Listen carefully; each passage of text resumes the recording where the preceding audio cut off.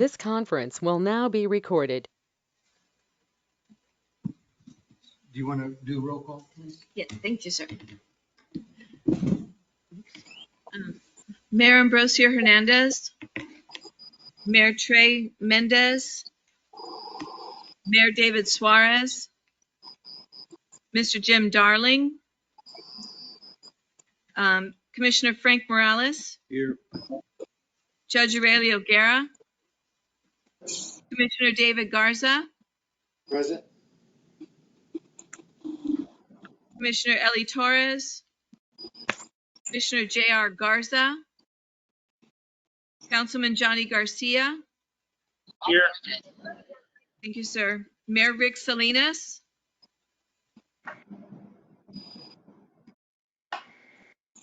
Mayor Rick Salinas. He was on. Present. Thank you. Commissioner Omar Quintanilla. Present.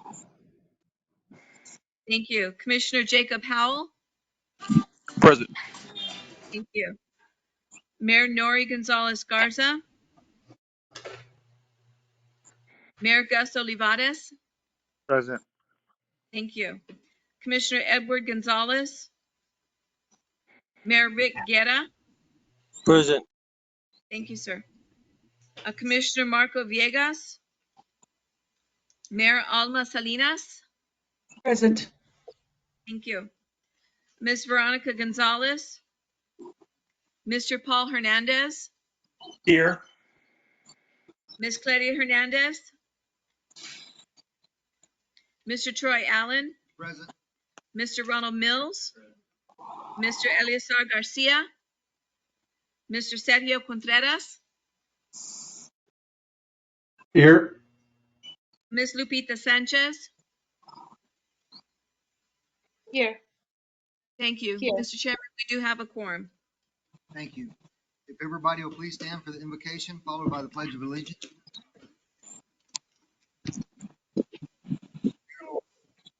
Bless us as we gather here today.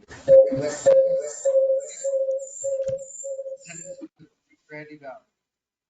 Give us the clarity of mind to act in their best interest, not ours.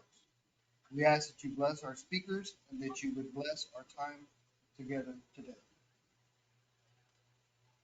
May we grasp those things that you want us to understand, and may our actions and our attitudes please you this day. We pray these in your almighty name, Jesus Christ. Amen. I pledge allegiance to the flag of the United States of America, and to the republic for which it stands, one nation.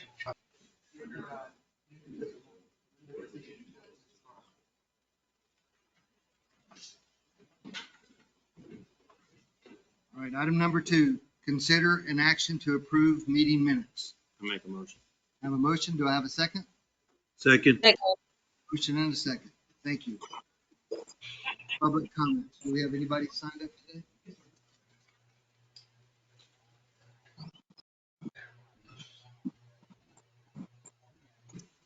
Raul Gonzalez Jr., Environmental Services, South Texas. Step up, sir. Thank you. Thank you very much to the board members for this opportunity to introduce my program. I've been working for Communities Unlimited for 26 years. I'm working as a technical assistance provider. And my jurisdiction originally was Brownsville to El Paso, and now it's from Brownsville to Del Rio, east toward Victoria, Texas, and part of San Antonio. We're technical assistance providers with national contracts with USDA, Office of Community Services, and EPA.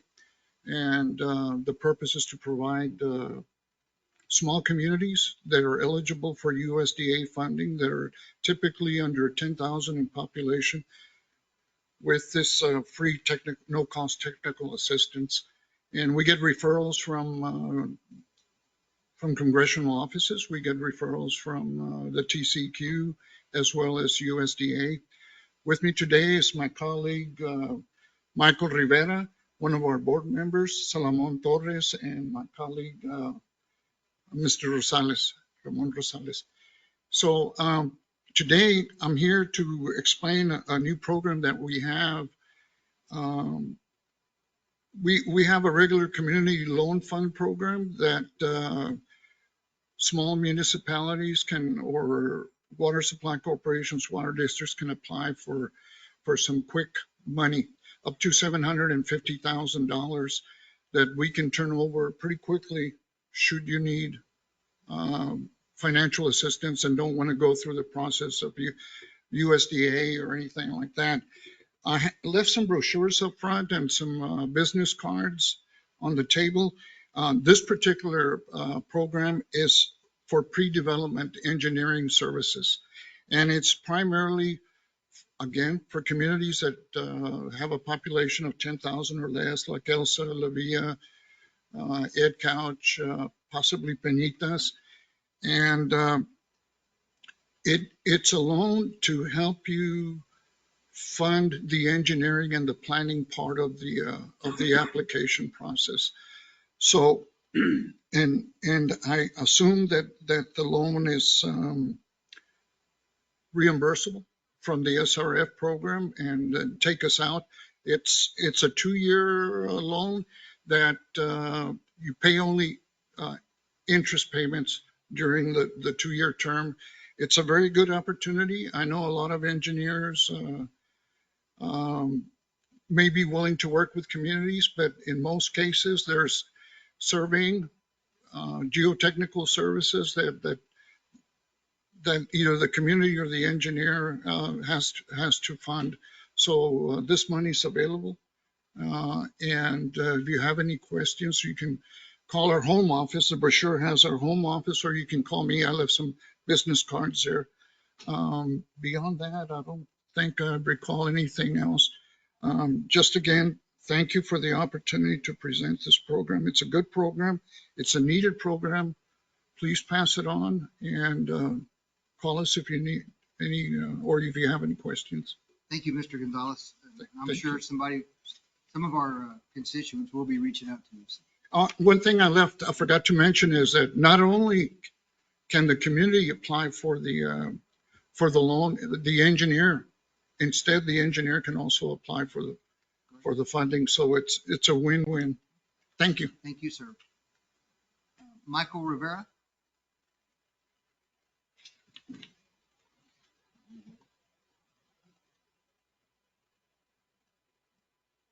Good afternoon, and thank you for the opportunity. My name is Michael Rivera. I'm a senior lending officer with Communities Unlimited.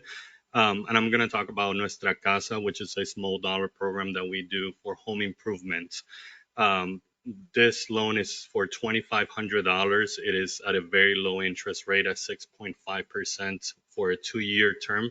The money needs to be used for home improvement purposes. I don't do it for consolidation or anything. It is to improve the biggest asset that most individuals have and to generate some wealth with that asset.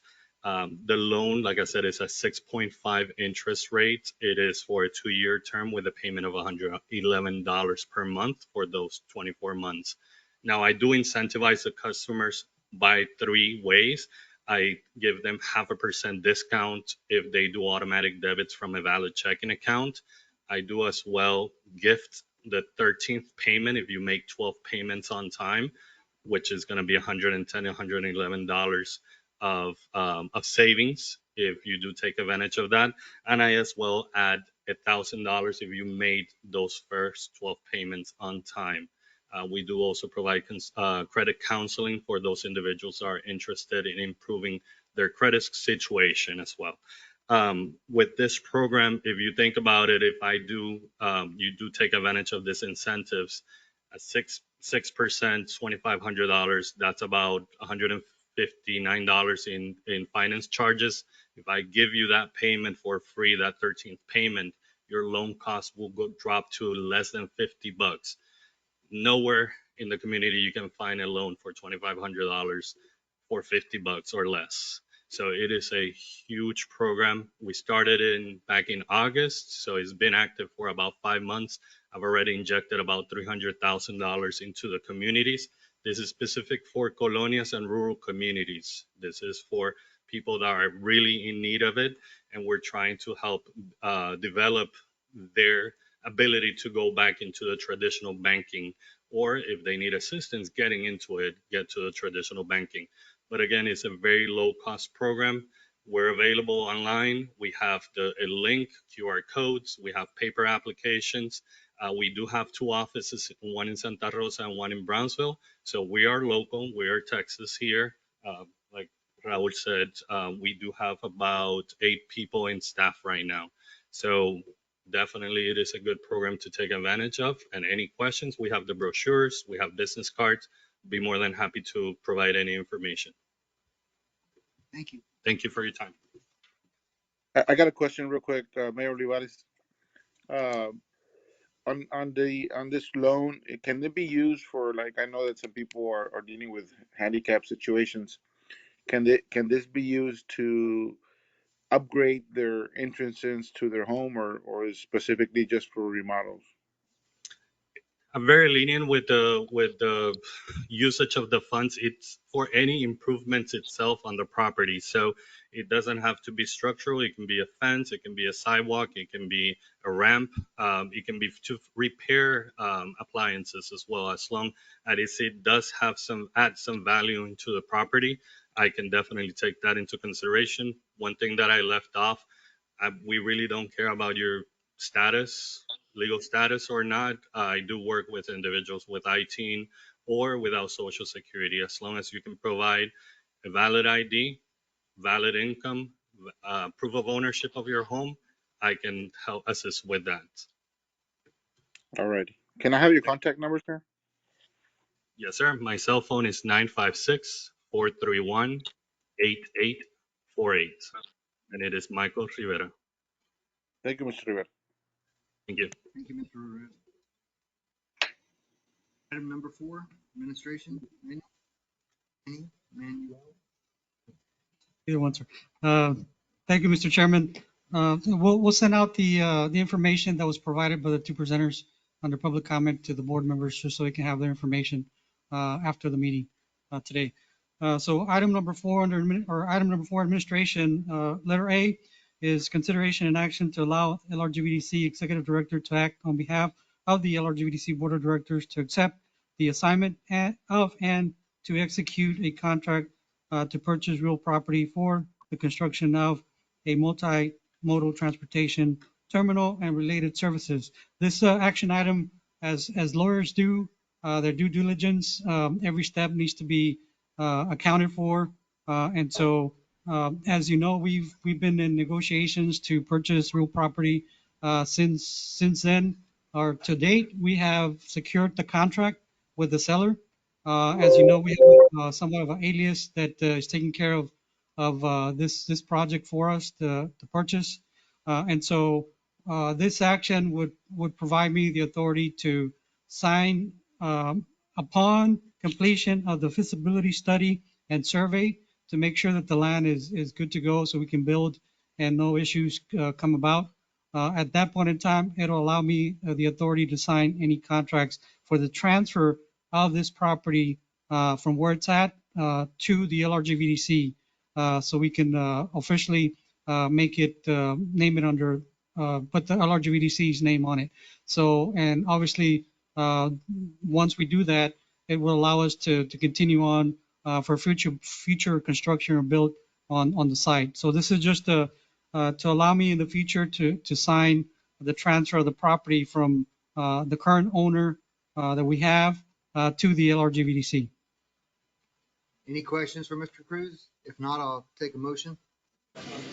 A motion to approve.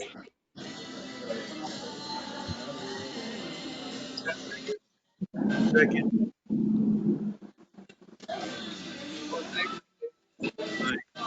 Aye. Aye. Aye. Aye.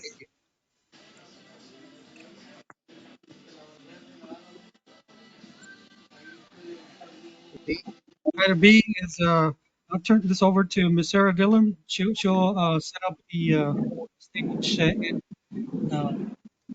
present the item. Good afternoon, everyone. This is a two-part action item. We have a presentation from the American Flood Coalition. We have Chase Kronzer on the line. Chase, are you there?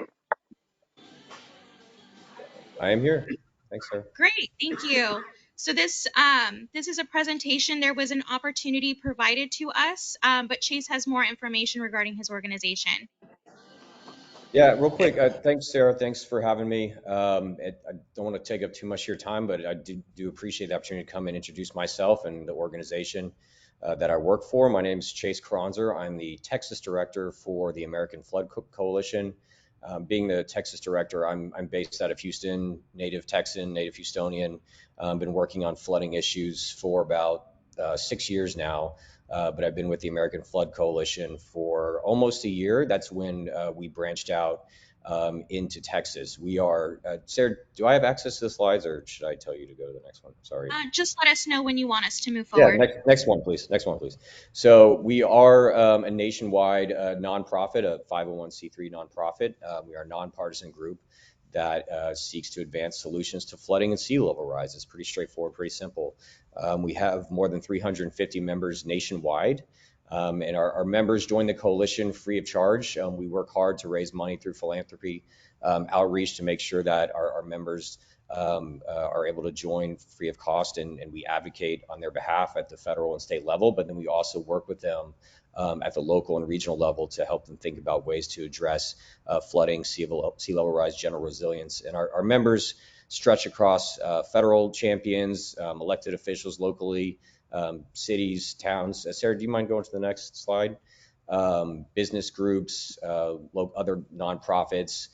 Here's just a snapshot of some of the members we have in Texas. In Texas, like I said, we've been in Texas for a little less than a year now. We have more than 30 members so far throughout the state, and we're looking to grow and see if we can take our learnings from other parts of the country and what we've been doing in other regions of the state, and see if we can advance those solutions in other regions that we haven't been in contact with. And so next slide, please, Sarah. And so what we look to do is we're looking to advance solutions that, in Texas specifically, that are statewide, but also recognizing that those solutions need to be flexible to adapt to the different needs of the various regions of the state, recognizing that the needs for flooding in Houston are going to be vastly different than El Paso, same with down in the valley versus the hill country of Texas. So we do look for broad solutions, but we make sure that those solutions are reflective of the needs of the various regions of the state, to make sure that the policies that we're advancing and the avenues are adaptable and applicable for that matter. Next slide, Sarah, please. So we have four basic pillars that we operate under. One is we look at solutions relative to the economy. So making sure that elected officials, local community leaders recognize that investments in flood mitigation infrastructure, the investments themselves are not just sound economic investments for the work they produce, but also they are great for the local economy in terms of protecting lives and property values. We make sure to work with communities in the region, recognizing the solutions stem from community voices are those that are most effective. When we are looking at rebuilding, making sure we're building back better, so not just putting things back the way they were. And this is something that is applicable to a lot of areas we work with, making sure our military is 365 ready. Military preparedness is a huge pillar that we advocate in DC and in the state level as well. Next slide, please, Sarah. So this is what we offer to our members and partners across the country and across the state. So we offer what we like to think of as best-in-class educational guides, methods that are scalable down to local communities that are about a population of 1,000 or fewer, all the way up to major cities, to make sure that they are addressing and thinking about flooding in a way that is adaptable to their communities. Tools for effective communication, so ways that local leaders can communicate the needs to address flooding to not only state and federal officials, but down to people in their communities so they take the appropriate measures. We also offer a network of leaders on flooding across the state, across the country, hosting convenings in DC and parts of Texas, parts of Florida, but connecting our members across the flooding network. resilience pilots. So we look to partner with local conveners, local leaders, to see if we can find ways to advance creative solutions to flooding and also find ways to elevate the need to address flooding, either in an expedited fashion or just in a way that may not have been thought of before. And then a platform for advocacy and education. So one of my jobs is I go to Austin. I'm actually here now, and I think I saw some of y'all walking through the Capitol earlier today, advocating for solutions to flooding. Next slide, please, Sarah.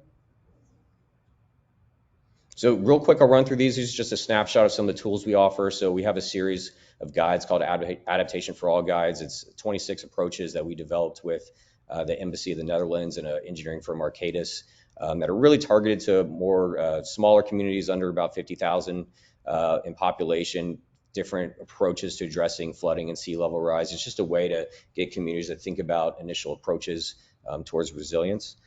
Next one, Sarah, if you will.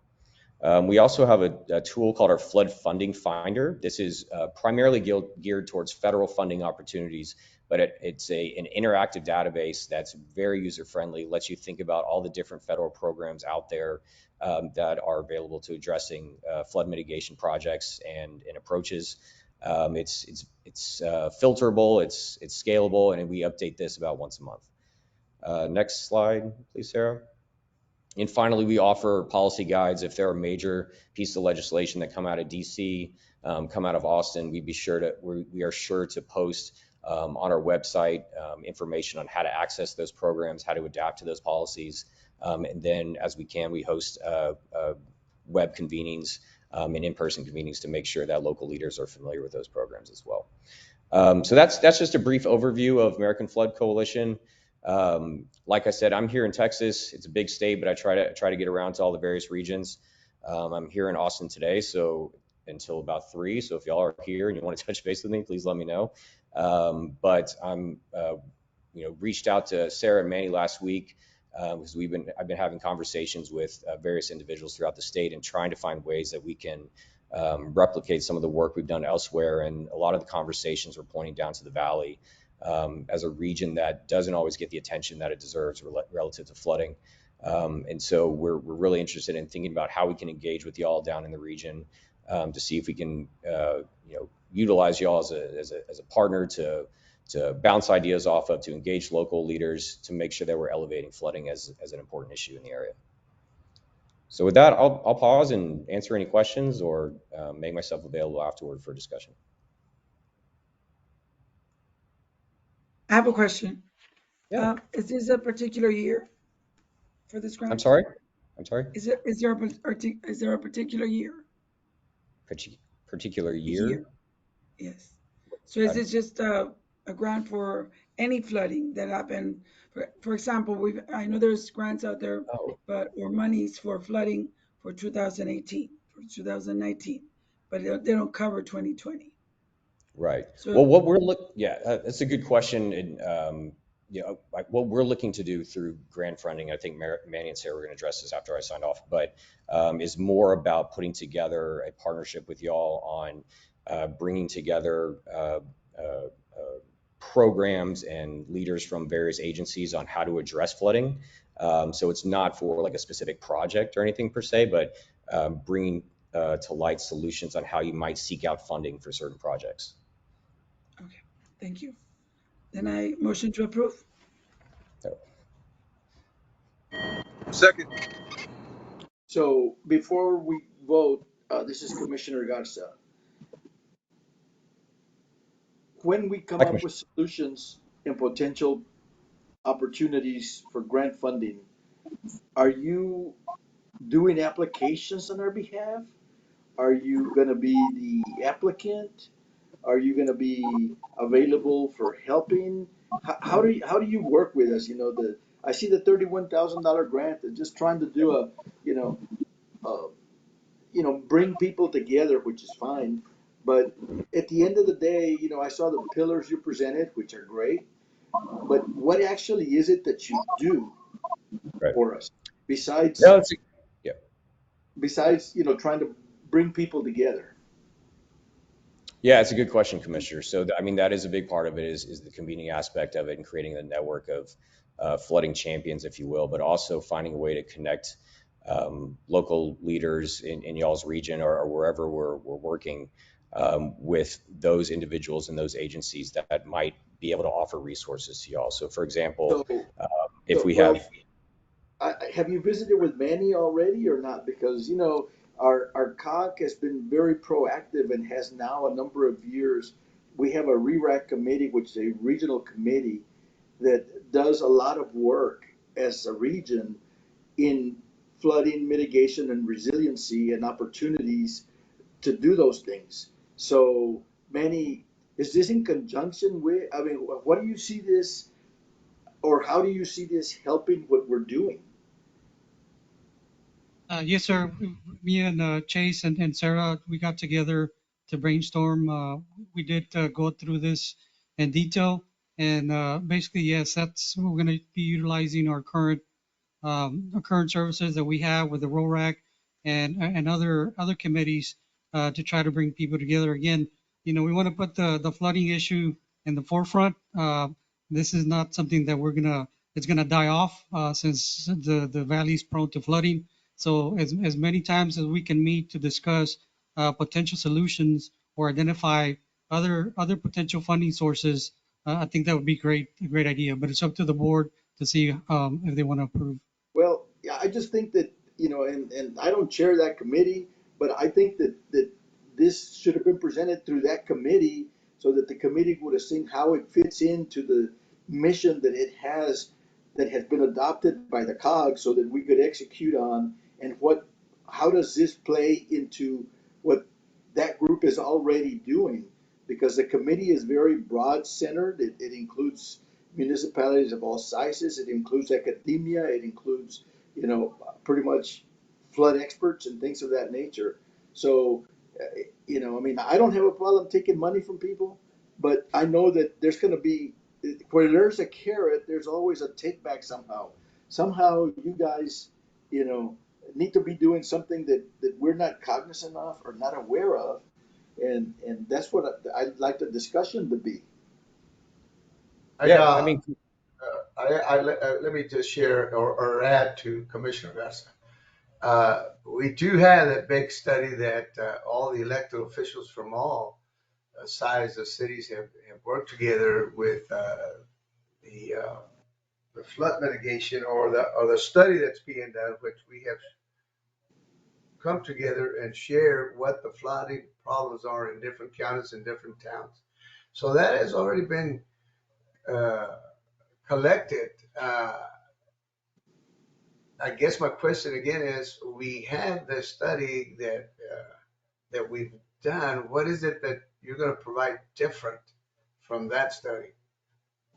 I mean, we as a group and even as a committee and even as a COG have regionalized it to where the counties are funding some of these opportunities in a tri-county manner. And, I mean, I've never heard of the American Flood Coalition. I'd love to hear about it more. But, what is your end result for us? What is in it? What are you doing with your coalition? That how do you fund yourself moving into the future? The $31,000 that we're getting here is just to have some meetings and bring people together. Where we're doing that without any money right now because just people know how important all of this is.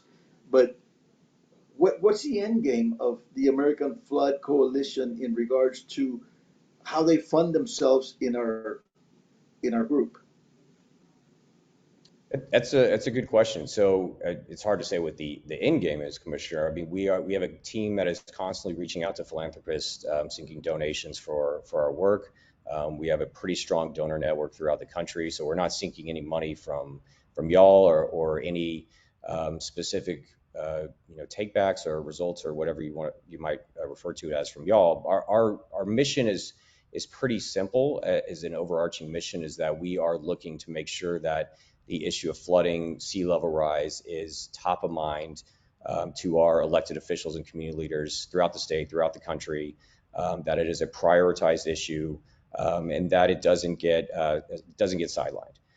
recognizing that there are a lot of The state of Texas has not sidelined this. On the contrary, the state of Texas, through the Texas Water Development Board and the GLO, have put this at the forefront and have put a lot of money at the forefront available to communities, and many communities in our area.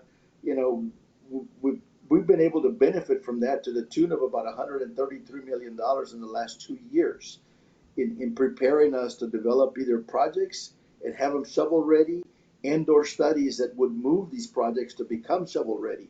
So, I'm having a little bit of a juxtaposed position in regards to what your organization would do that is not being done yet. Maybe if there's more money to be given out free, hey, send it down and we'll make sure and use it well. But I'm still trying to figure out what you guys want to do. All we need is another consultant to tell us what to do, okay? Consultants come today and they're gone tomorrow is what I see. Right. And we're not. If I may, this is Sarah. So you're asking very legit questions, almost the exact same questions that both Manny and I posed to Chase and the organization, just to ensure that we were on the same page of what the LRGVDC's expectations are regarding this grant award.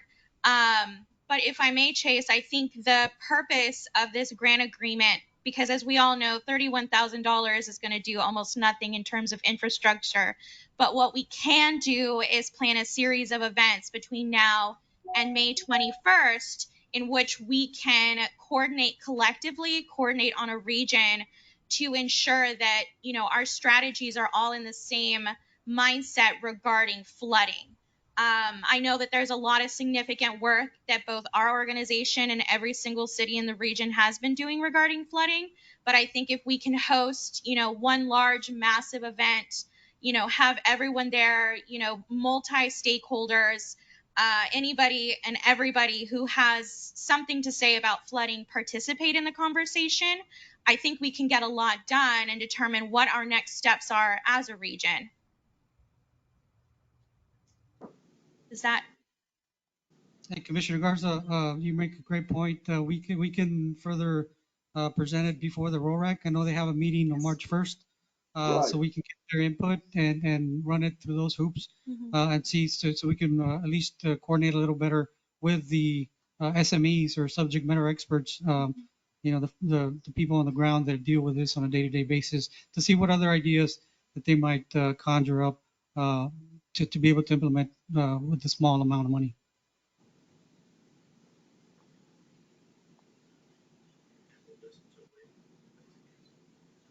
And again, I think one of the last things, one of the additional thing is that we're not duplicating studies and with the monies that are being funded.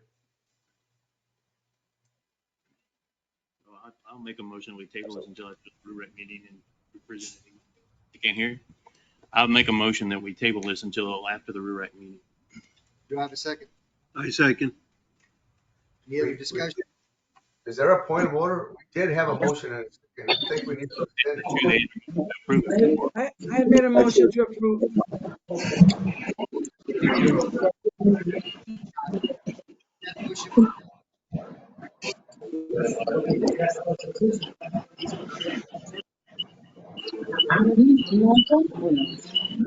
So real quickly, first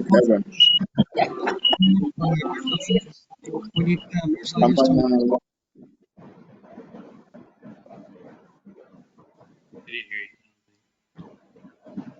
a point of order. We need for Mayor Alma to withdraw her motion with a second.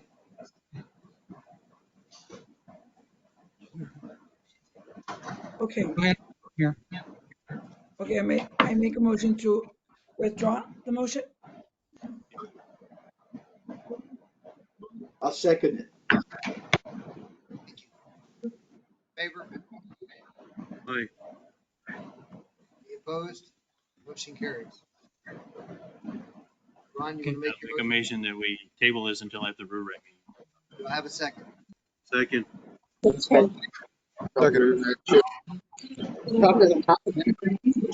cream. There ain't no chips. Motion carries.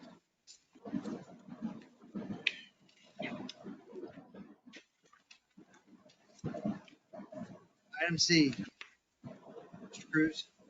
Yes, for this item, Executive Director's Report, I'll be brief. I just wanted to highlight a special event that's taking place here in the coming months.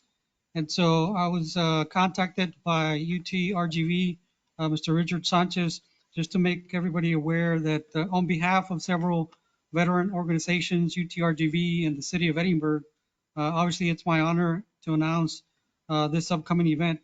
The Wall That Heals, as you might know it as the Traveling Vietnam Wall Memorial, is coming to the RGV in the coming months. So the location of it, you'll see it there on your screen. The location would be at the Ebony Hills Golf Course and Freddie Gonzalez Drive and 9th Avenue in Edinburgh, Texas. The wall will arrive Tuesday, April 18, and a grant entry completed with motorcade parade is being planned. The wall will be set up on Wednesday, April 19th, with the help of a dozen volunteers. The wall will be open to the public at no cost, starting on the morning of Thursday, April 20th. An opening ceremony is being planned. This is the opportunity for the elected officials to get the spotlight and be there. Again, this is on Thursday, April the 20th. The wall duration and hours of operation, the wall will remain in place from Thursday, April 20th till Sunday, April 23rd, and be open 24 hours a day, rain or shine. The LRGVDC is coordinating with various groups to get the word out of this upcoming event. We're going to try to reach far and wide to make everybody aware. The goal is to draw between 20,000 to 30,000 visitors to the event. We're looking to secure or get the assistance from at least 125 volunteers, and it's likely that there will be a candlelight vigil the evening of Saturday, April 22nd, and taps will be played every evening at sunset. So again, I highly encourage you all to participate and visit the wall. We'll send out this information this month, and it'll be presented again at our March Board of Directors meeting and constantly advertised through our social media. So please help us to spread the word and try to get as many people to attend the Vietnam Wall Memorial. And so the next item that I have is just a short brief on the Texas GLO. Again, just wanted to congratulate all those cities and counties that received funding on, I believe, last Wednesday. The GLO Commissioner, Ms. Dawn Beckenham, visited the LRGVDC and awarded approximately $12.5 million to various entities under the 2018 South Texas flood events. She's hoping to come back very soon to award some more checks under the 2019 South Texas flood event. So further information will be disseminated as we receive it to include the location and time of that event. That's all. That's it for my report. I'll be happy to answer any questions. Thank you, Mr. Cruz. Any questions? If not, we'll move on to item 5.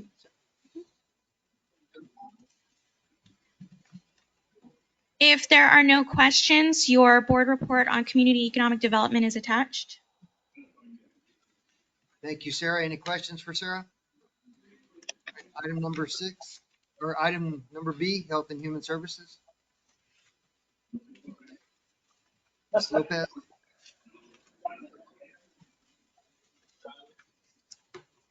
Good afternoon. I do have 2 action items for your consideration today. Action item 1, consideration and action to approve Citizens Advisory Council membership. The Advisory Council recommends approving the Citizen Advisory Council membership applications for Dr. John Gonzalez and Dr. Lin Yang. Do I have a motion? Motion to approve. A A motion and a second. All in favor? Aye. Aye. Any opposed? Motion carries. Item number 2. Thank you. Consideration and action to approve direct purchase services contractor timeline for year 2023 through 2024. Do I have a motion to approve? Motion to approve. Motion second. All in Aye. Aye. Any opposed? Motion carries. Thank you. I did submit my report for the month of January. If there are any questions, I'll be happy to answer, and if not, then we're done. Does anybody have any questions? No, Thank you, sir. ma'am. Okay. Item C, public safety. Renee?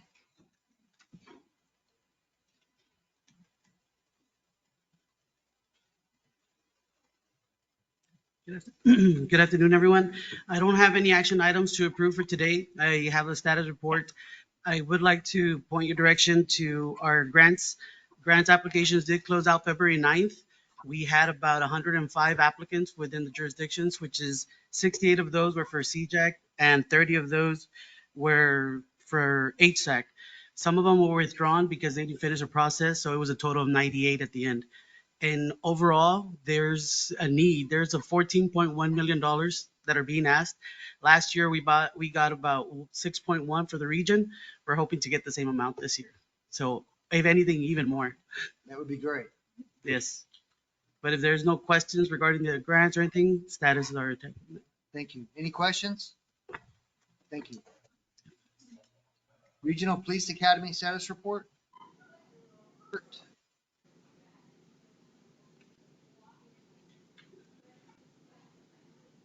Good afternoon, Gilbert Luna, Training Coordinator. We don't have any action items at this time on the status report. The only detail would be that we had an initial start date for Hidalgo Night Academy, but it is now considered pending for a later date because of our interlocal agreement. Nothing other than that has changed. If there's any questions. Why is it pending? Why is that pending? I didn't hear you. I'm sorry. Our interlocal agreement is pending an update with that specific agency. Thank you, sir. Yes, sir. I have a question. There's a picture in front of us of 24 cadets. Are they still in the academy? Do we have any graduating cadets here in the near future, or they have just graduated? The most recent would be Edinburgh Police Academy, which graduated in December. This group here just started about 2 weeks ago. It's on the status report. I believe as of today, they're on chapter 6. We also have the Wesco Night running. That one, they should graduate in July. I ask because we have some vacancies here in the city of Lyford, and we haven't been able to fill them. So I'm just reaching out. Like I said, the most recent graduates would be from December, and then the group in Wesco should graduate in July. Thank you, sir. Thank you, Gilbert. You're welcome. Rio Grande Valley Emergency Communication District. Joe?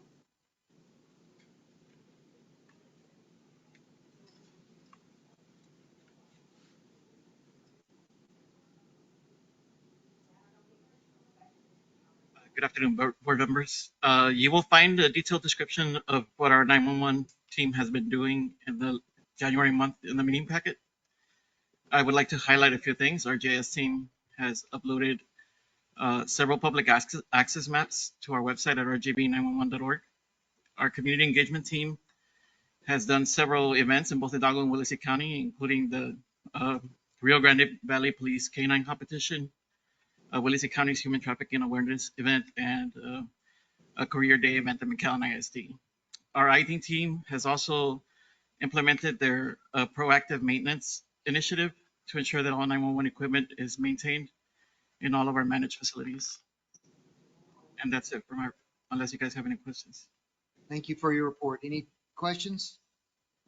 I will add, here at the end of the month, there's an event taking place. 911 Goes to Washington. We're going to be going up there to advocate for 911 programs, both our district and Cameron County. don't mean to speak on behalf of Cameron County, but they did confirm that they were going to be sending some folks up there to advocate for 911 program. As you know, 911 keeps evolving, keeps changing. We now have a digital 911 system, and so obviously it takes more money to maintain. And so that's one of the hot topics that will be discussed up there in Washington with our congressmen and senators. That event is taking place February 25th to March 2nd. We have been in communication with our board of managers for the RGV Emergency Communication District. Unfortunately, they won't be able to attend, but staff will be up there to provide some valuable information and insight on the continuation of evolution of 911. Thank you. Item D, transportation. Rick?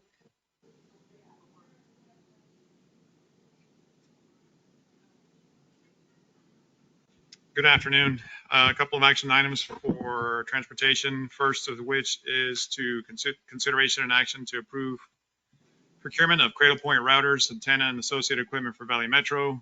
These will replace some of the older equipment that's on the buses currently and get us up to speed, or at least current with the current technology. These will be purchased through a Texas Department of Information Resources contract, which is eligible for our funding sources. Anybody have any questions for Rick before I take motion? I need a motion to approve. Second. Next item is the consideration and action to move forward with the updating of our fuel management system. For those who are unfamiliar, we have actually a fuel system within the Valley Metro grounds there at 510 South Pleasant View, and we do have a couple of diesel pumps. That management system is antiquated, so it needs some updating, and we were lucky enough to come by some funding to approve or actually achieve that. The estimated cost is $64,841. We went out for bid on that, and the resultant is the proposed vendor. Any questions? I don't need a motion. Have a motion. Second. All in favor? Aye.